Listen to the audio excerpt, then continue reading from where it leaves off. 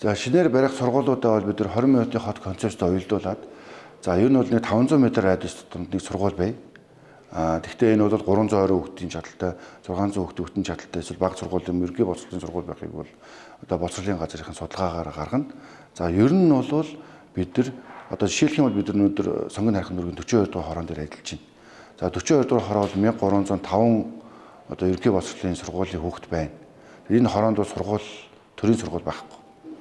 Тэгэхээр ер нь бол сая хорон даргын өгж байгаа мэдээлэлээр бол 4 км гаруй буюу нэг автобусны буудлаар 8 буудал явж иж 104 сургууль төрж хүүхдүүд хичээл номонд одоо сууж ин л д.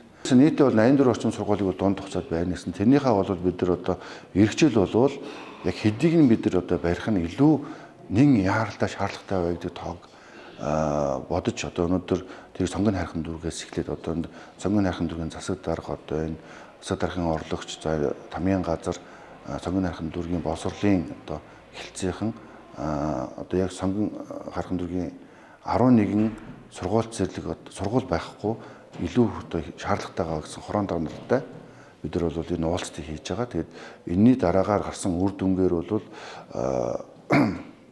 эрх жилийн төсөөд суулгаж барьж байгуулах ажлуудыг зохион байгуулах гэсэн бодолтой.